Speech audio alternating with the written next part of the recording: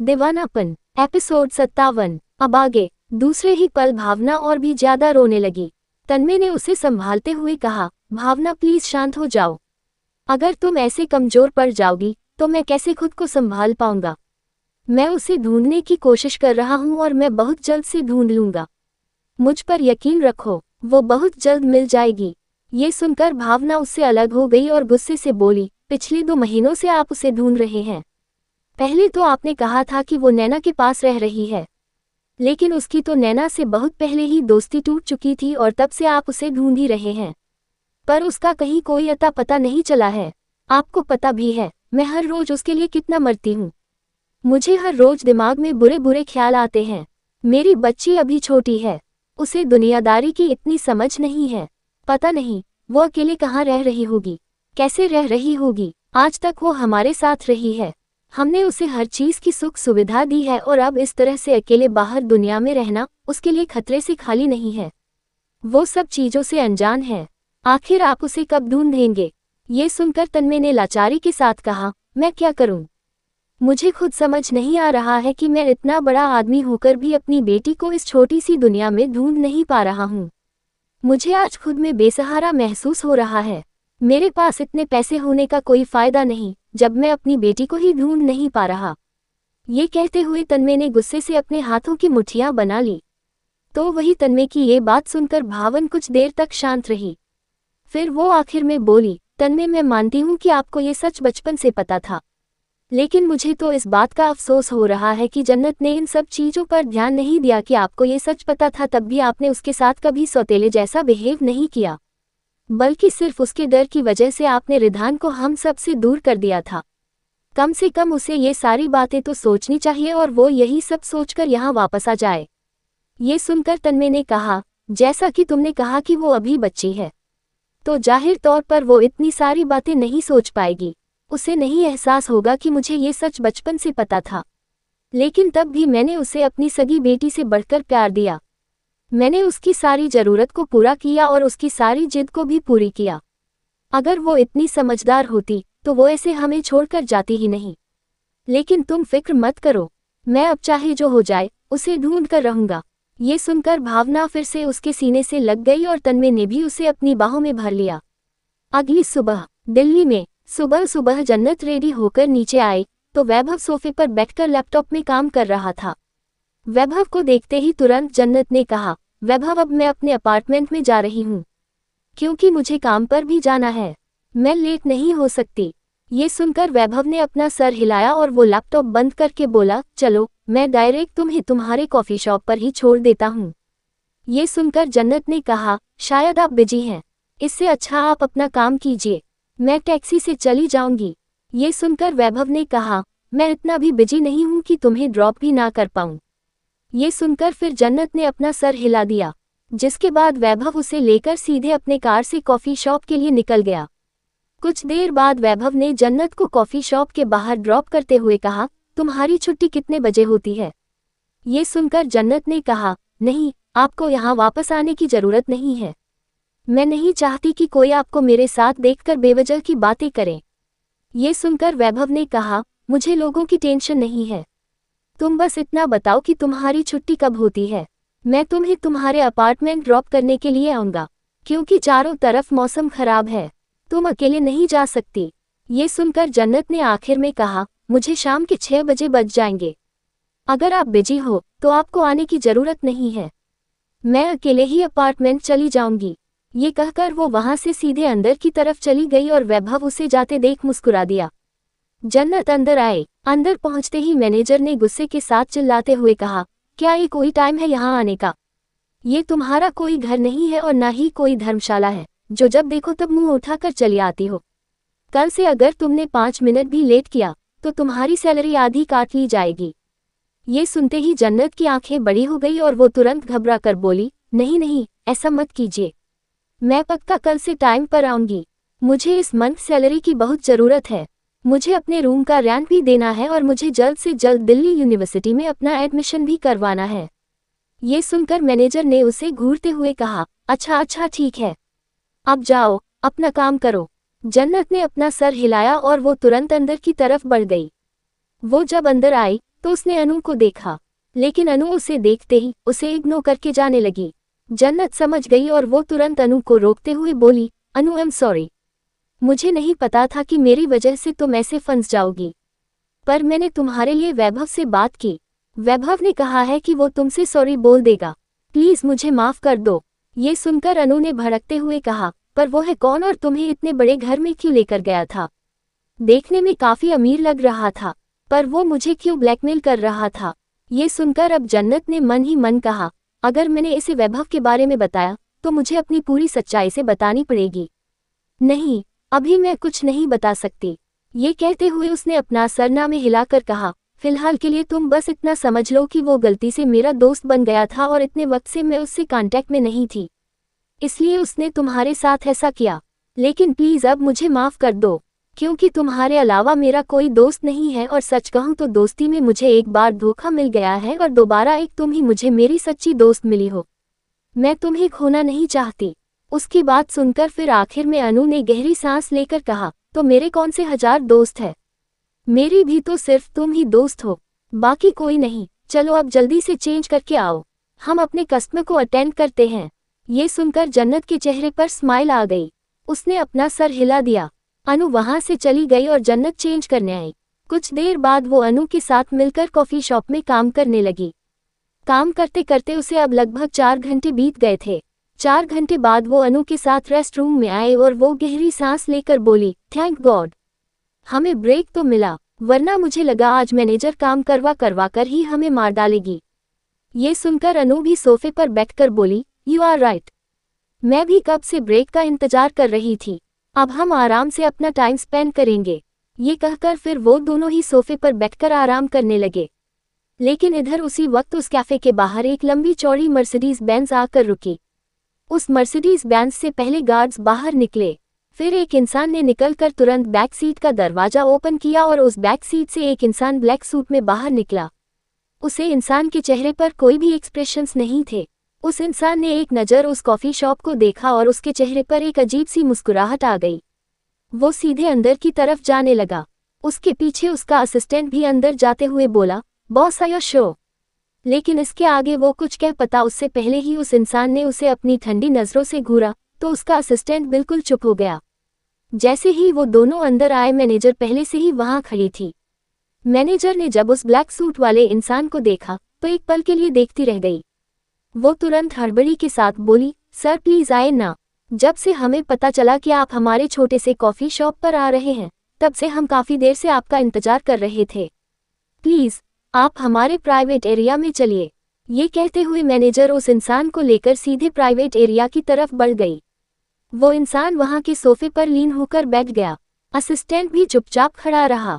तभी मैनेजर ने तुरंत मुस्कुरा कर कहा, मैंने आज जल्दी ब्रेक दे दिया, क्योंकि जब से मुझे न्यूज़ मिली कि आप यहाँ आने वाले हैं, मैंने सोचा कि मैं सबको ब्रेक देकर अकेले आपको स्पेशल तरीके से अटेंड करूंगी। बताएं आपको किस तरह की कॉफ़ी पीनी है। मैं यहाँ की मैनेजर हूँ और मैं खुद आपके लिए बनाऊंगी। वो इंसान अभी तक उसके तरफ एक नज़र भी नहीं देखा था और वो असिस्टेंट को घूरते हुए बोला, यहाँ कितने स्टाफ है? असिस्टेंट ने ये सुनकर मैनेजर से कहा, यहाँ कितनी वेट्रेस है? मैनेजर को ये सुनकर कुछ समझ नहीं आया।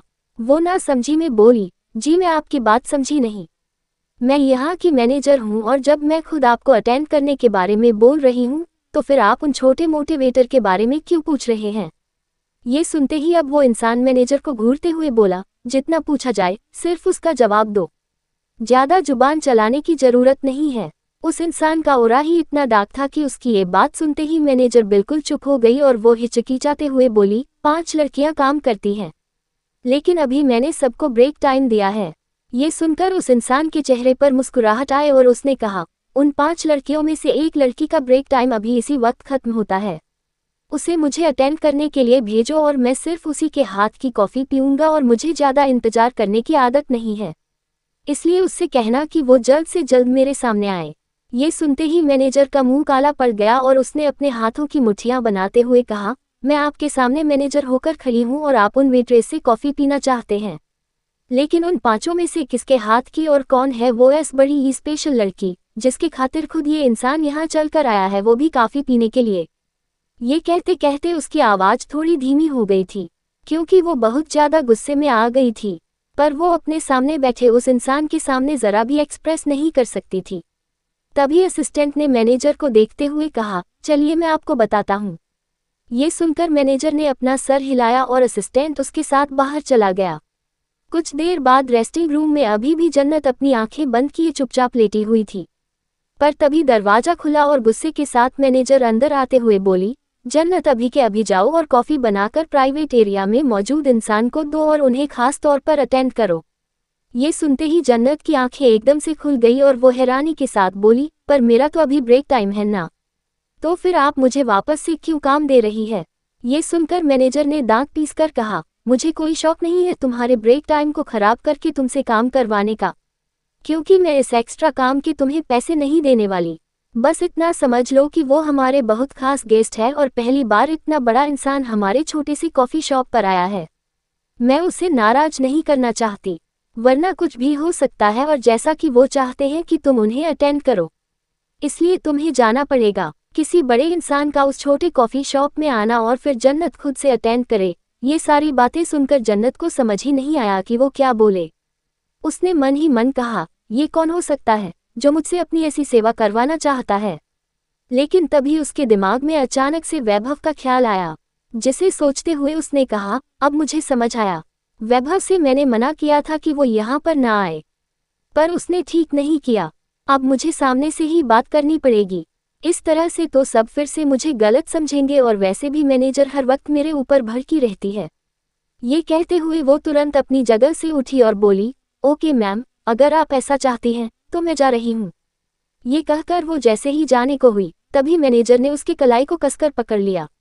ये देखते ही जन्नत को दर्द हुआ और वो तुरंत कराहते हुए बोली, क्या हुआ मैम? इसके जवाब में मैनेजर ने दांत पीसकर कहा, उनसे ज़्यादा चिपकने की ज़रूरत नहीं है, तुम यहाँ पर सर्वेंट का काम करती हो और उन्हें जल्द से जल्द अटेंड करके चली आना, क्योंकि वो मेरे खास गेस्ट है। मैं नहीं चाहती कि तुम जैसी लड़की उनके आगे पीछे घूमे या फिर वो तुम पर ज़्यादा ध्यान दे। ये कहते हुए मैनेजर ने कसकर जन्नत के मुलायम हाथों को मरोड़ दिया। जन्नत दर्द में कराह उठी तो अनु चिल्लाते हुए बोली, आप क्या कर रही है? छोड़िए उसे, उसका हाथ से दर्द हो रहा है। तभी मैनेजर ने गुस्से से उसे छोड़ दिया और जन्नत ने अपने हाथों को देखा तो उसकी कलाई लाल पड़ गई थी और उसकी आंखों में नमी आ गई। उसने अपना सर हिलाया और बिना मैनेजर को कुछ भी बोले वहां से तुरंत बाहर चली गई। इधर उसे जाते देख मैनेजर ने खुद से दांत पीसकर कहा, आखिर उस इंसान को इस मामूली सी जन्नत में ऐसा क्या इंटरेस्ट आया कि वो खुद यहाँ पर इसके हाथ से कॉफ़ी पीने चला आया। ये लड़की तो जब से इस कॉफ़ी शॉप में आए है तब से मुझे नहीं पसंद, जो देखो वही इसके आगे पीछे घूमता रहता है, लेकिन अगर ये उस इंसान पर अपनी नज़र डालेगी तो मैं इसे छोड़ूंगी नहीं। ये कहते हुए मैनेजर भी तुरंत जन्नत के पीछे पीछे चली गई और वही अनु बस ये सब कुछ ना समझी में देखती रह गई। कौन आया है विप गेस्ट? क्यों उसने किया सिर्फ जन्नत को अप्रोच? एपिसोड 58। अब आगे। इधर जन्नत जब वापस किचन एरिया की तरफ आई तो वो जल्दबाजी के साथ कॉफ़ी बनाने लगी। इस वक्त उसके दिमाग में सिर्फ और सिर्फ वैभव के बारे में ही बातें चल रही थी। वो उन सब को सोचकर आखिर में गहरी सांस लेकर बोली, मुझे वैभव से तो बात करनी पड़ेगी, वो ऐसे यहाँ पर नहीं आ सकते, इस तरह से मेरी मैनेजर हमेशा नाराज होती रहेगी, इससे मेरे जॉब पर खतरा सकता है। तभी वहाँ पर मैनेजर आए और गुस्से से बोली, जल्दी बनाओ और लेकर चलो, वो ज़्यादा इंतजार करेंगे तो मुझे अच्छा नहीं लगेगा। मैं नहीं चाहती तुम्हारी वजह से हमारे कॉफ़ी शॉप पर कोई भी बात आए। ये सुनते ही जन्नत ने तुरंत अपना सर जल्दबाजी के साथ हिलाया। उसने जल्दी से कॉफ़ी बनाया और उसे ट्रे में लेकर सीधे प्राइवेट एरिया तरफ बढ़ गई। मैनेजर उसके पीछे पीछे जा रही थी। जन्नत जब गेट पर पहुंची तो पता नहीं क्यों उसे एक अजीब सी बेचैनी होने लगी। वो बेचैनी उसे कुछ अजीब एहसास दिला रही थी। तभी मैनेजर ने कहा, तुम रुक क्यों गई, अंदर चलो। ये सुनते ही जन्नत ने भी फिर अपना सर हिलाया। दरवाजा खुला और जन्नत तुरंत कॉफ़ी लेकर अंदर बढ़ी। अंदर पहुंचते ही उसने धीरे से कहा, वैभव, लेकिन उस एक शब्द को कहते ही वो रुकी और उसकी नज़र सामने बैठे उस शख्स पर गई। उस शख्स को देखते ही जन्नत को ऐसा लगा जैसे उसके पैरों तले जमीन खिसक गई हो। वो बेहद शॉक होकर बोली, इम्पॉसिबल, ऐसा नहीं हो सकता। तभी इसके जवाब में मैनेजर ने गुस्से के साथ कहा, तुम फिर से रुक गई, जाओ कॉफ़ी दो, यही हमारे स्पेशल गेस्ट है। स्पेशल गेस्ट का नाम सुनकर जन्नत ने हड़बड़ी के साथ कहा, मैं बाद में आती हूँ। आप कॉफ़ी सर्व कर दीजिए। ये कहकर वो जैसे ही जाने को मुड़ी, मैनेजर ने गुस्से से उसकी कलाई को पकड़कर कहा, क्या तुम पागल हो गई हो? जब उन्होंने कहा है कि तुम उन्हें अटेंड करोगी, तो तुम ऐसे पीठ दिखा कर क्यों जा रही हो और तुम ऐसे बिहेव क्यों कर रही हो जैसे तुमने कोई भूत देख लिया हो? जन्नत ने डरते हुए कहा, ये इंसान भूत ही तो है। पर रिधान कर क्या रहे हैं यहाँ? ये कहते हुए उसने फिर से लाचारी के साथ रिधान को देखा, जो इस वक्त उसे ही देख तिरछा मुस्कुरा रहा था। उसे तो यकीन नहीं हो रहा था कि वो रिधान को यहाँ इस वक्त अपने सामने देख रही है। तभी मैनेजर वापस से रिधान की तरफ देखकर जबरदस्ती मुस्कुराकर बोली, सर मुझे माफ कर दीजिए। ये थोड़ी शर्मीली टाइप की है। जब ये बड़े गेस्ट को देखती है तो ये थोड़ा शर्मा जाती है, इसलिए ऐसा बिहेव कर रही है। बाकी कोई प्रॉब्लम नहीं है। ये अभी आपको कॉफ़ी सर्व करेगी। ये सुनकर अब जन्नत मैनेजर को घूरने लगी। अगर उसका बस चलता तो वो अभी के अभी उस मैनेजर का खून कर देती। उसने जानबूझकर उसे लगभग फंसा दिया था। लेकिन तभी अचानक से जन्नत के दिमाग में कुछ आया और उसने हैरानी के साथ खुद से कहा, तो इसका मतलब रिधान ने खुद कहा था कि मैं उन्हें अटेंड करूं।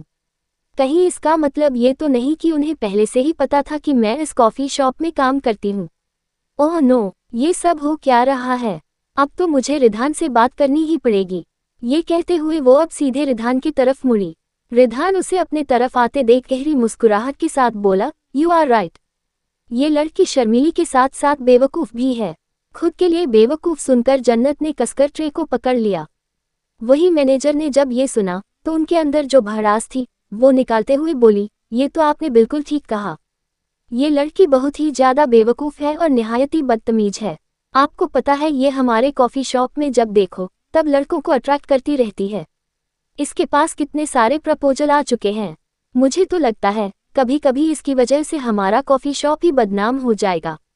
इसीलिए तो इस महीने की सैलरी देने के बाद मैं इसे धक्के मारकर बाहर निकाल दूंगी।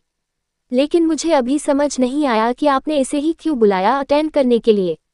उसकी ये सारी बातें सुनकर असिस्टेंट मैनेजर को ऐसे देखने लगा जैसे कि वो आखिरी बार उसे देख रहा हो, क्योंकि उसे देखते हुए उसने रिधान को देखा। रिधान के एक्सप्रेशंस पूरी तरह डार्क हो गए थे।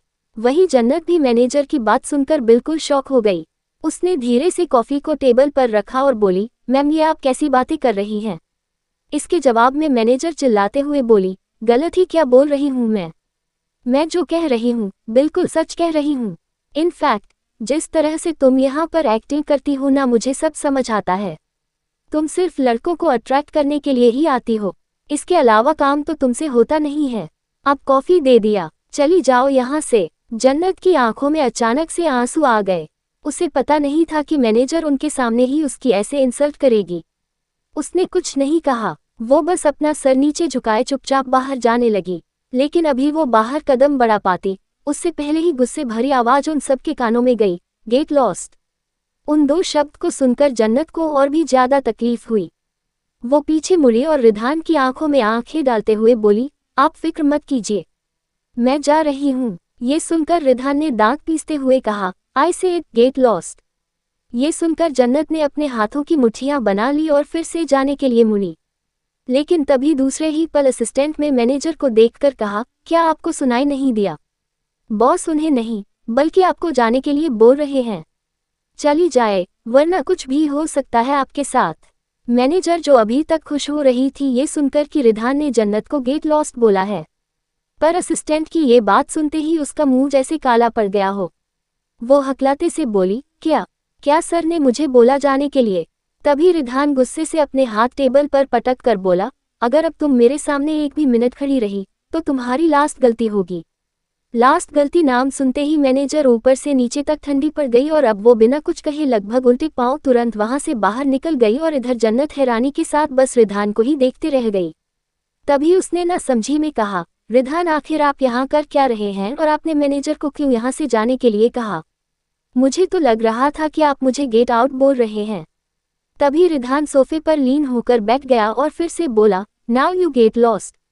ये सुनकर अब फिर से जन्नत ने दांत पीसते हुए कहा, वो तो मुझे पहले ही पता था, जा रही हूँ मैं। लेकिन तभी फिर से असिस्टेंट ने परेशान होकर कहा, मैडम प्लीज आप यहीं पर रुकिए, सर मुझे बोल रहे हैं। ये सुनकर जन्नत फिर से हैरान हो गई और असिस्टेंट वहां से मुंह बनाते हुए बाहर निकल गया और धीरे से बोला, पता नहीं बॉस को क्या हो गया है।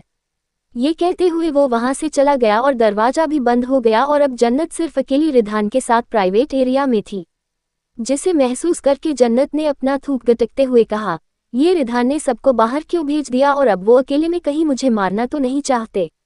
ओह नो, मुझे भी यहाँ से जल्द जाना चाहिए। ये कहते हुए वो जैसे ही बाहर लगभग दौड़ने को हुई, उसी वक्त रिधान ने सर्द आवाज में कहा, चुपचाप मेरे पास वापस आओ। ये आवाज सुनते ही फिर से जन्नत के चलते कदम वही अपनी जगह रुक गए और वो ना समझी में बोली, क्या आप मुझसे बात कर रहे हैं? रिधान अपनी भौहें आपस में चढ़ा कर बोला, नहीं, यहाँ तुम्हारी तरह और भी लड़कियां हैं, मैं उनसे कह रहा हूँ। फिर ये सुनकर जन्नत ने चिढ़कर कहा, आप सार्कास्टिक क्यों हो रहे हैं? मैं तो बस यही जानना चाहती हूँ कि आप यहाँ कर क्या रहे हैं और आपको अचानक से मुझसे क्या काम पड़ गया। मुझे तो लग रहा था कि सब ने मुझे मरा समझ लिया होगा और अब तक मुझे भूल भी गए होंगे। रिधान उसकी बात कुछ पल तक सुनता रहा और फिर आखिर में गहरी सांस लेकर बोला, कम हियर। ये सुनकर जन्नत ने अपना सिर ना में हिलाते हुए कहा, नहीं, मैं नहीं आऊंगी, मुझे आप पर भरोसा नहीं है। ये सुनकर रिधान की आंखें छोटी हो गई और उसने कहा, क्या तुम्हें लगता है कि मैं तुम्हें मार डालूंगा अगर तुम मेरे पास आए तो? ये सुनकर जन्नत ने तुरंत मुंह फुलाते हुए अपना छोटा सा सर हाँ में हिला दिया, जिसे देखकर रिधान की भौहें आपस में तन गई। उसने गुस्से के साथ कहा, अगर मैं तुम्हारे पास आया तो वाकई मैं तुम्हें मार डालूंगा, लेकिन अगर तुम मेरे पास आए तो शायद मैं तुम्हें जिंदा छोड़ दूं। ऑप्शन मैंने दे दिया है and now choice is yours. ये सुनते ही जन्नत की आंखें हैरानी से बड़ी हो गई और वो हकलाते हुए बोली, क्या? नहीं नहीं, मुझे इतनी जल्दी नहीं मरना, अभी तो मैंने वो किया ही नहीं जो मुझे करना चाहिए। ये कहते हुए वो अब तुरंत रिधान की तरफ बढ़ गई। रिधान उसको अपनी तरफ आते देख तिरछा मुस्कुराया और बोला, तुम बिल्कुल इसी तरह से मेरी बातें माना करो। I like it when you are obedient. ये सुनते ही जन्नत जो रिधान के पास आकर रुक गई थी, वो गुस्से से बोली, मैं कोई आपकी पेट नहीं हूँ जो आपके लिए ओबेडियंट रहूंगी या फिर आपकी बातें मानूंगी, बल्कि अभी तो मुझे जिंदा रहना है, इसलिए मैं यहाँ पर आई हूँ, क्योंकि आप जैसे इंसान पर मुझे जरा भी भरोसा नहीं है। ये सुनकर रिधान ने अब उसे घूरते हुए कहा, कैसी हो तुम? रिधान के इस सवाल को सुनकर अचानक से जन्नत के भाव बदल गए। उसने अपने कमर पर दोनों हाथ को रखते हुए कहा, तो आप मुंबई से दिल्ली ये पूछने आए हैं मुझे कि मैं कैसी हूँ? ये कुछ अजीब नहीं है Mister Ridhan Suryavanshi. No no Mister old man, क्योंकि आप तो बूढ़े हो गए हैं। खुद के लिए उसके मुंह से बूढ़ा सुनते ही रिधान के एक्सप्रेशन डार्क हो गए। उसने गुस्से के साथ कहा, बाय द वे, तुमने मुझे बूढ़ा कैसे कहा? ये सुनकर जन्नत ने मुंह बनाते हुए कहा, हर इंसान मुंह से ही बोलता है, आप भी तो वहीं से बोलते होंगे ना, या फिर आप कहीं और से बोलते हैं? ये कहते कहते वो रुक गई, क्योंकि रिधान के एक्सप्रेशंस और भी ज्यादा खराब हो गए थे। तभी रिधान ने दांत पीसते हुए कहा, मैंने जितना पूछा है सिर्फ इतना जवाब दो, इससे ज्यादा जुबान चलाने की जरूरत नहीं है, वरना मैं तुम्हारी जुबान खींचकर तुम्हारे हाथ में दे दूंगा। ये सुनते ही जन्नत एक पल के लिए डर गई और हिचकिचाते हुए बोली, पर मुझे नहीं लगता कि आप यहाँ पर मेरा हाल चाल पूछने आए होंगे, क्योंकि जब 3 महीनों से किसी ने मेरी कोई खबर नहीं ली तो आप अचानक से यहाँ मेरा हाल चाल नहीं पूछ सकते, बल्कि जरूर आप यहाँ मेरे साथ कुछ न कुछ तो करने आए हैं। और आपके इरादे क्या है? प्लीज मुझे साफ साफ बता दीजिए, क्योंकि मैं अपनी पुरानी जिंदगी से सारे रिश्ते नाते तोड़ चुकी हूँ। मैं अब अपनी जिंदगी अपने तरीके से जीना शुरू कर चुकी हूँ और मुझे आपसे या किसी से कोई लेना देना नहीं है। ये कहते हुए उसने अपना सर नीचे झुका लिया। उसकी सारी बातें सुनकर रिधान उसे कुछ पल तक देखता रहा। वो फिर तिरछा मुस्कुरा कर बोला, आई लाइक इट। ये सुनते ही जन्नत ने दांत पीसते हुए कहा, तो आप यहाँ मेरे जले पर नमक छिड़कने आए हैं? हाँ मुझे पता है, इससे ज्यादा आप कर भी नहीं सकते, क्योंकि मुझे इस तरह परेशान देखकर आपको खुशी मिलती है और आपको यही पसंद आता है। ये सुनकर रिधान बिना किसी भाव के बोला, डोंट यू थिंक इन 3 महीने में तुम कुछ ज्यादा जुबान चलाने लगी हो? शायद तुम्हारे अंदर से मेरा डर खत्म हो गया। कहीं अकेले रहने की वजह से तो नहीं हुआ? अकेले रहने की वजह से ही तुम खुद को ब्रेव समझने लगी हो ना लिटिल जिनी? रिधान की ये बात सुनते ही एक पल के लिए अब जन्नत बिल्कुल खामोश रह गई और बस रिधान को ही देखती रह गई। क्या होगा अब आगे की स्टोरी अगले एपिसोड में।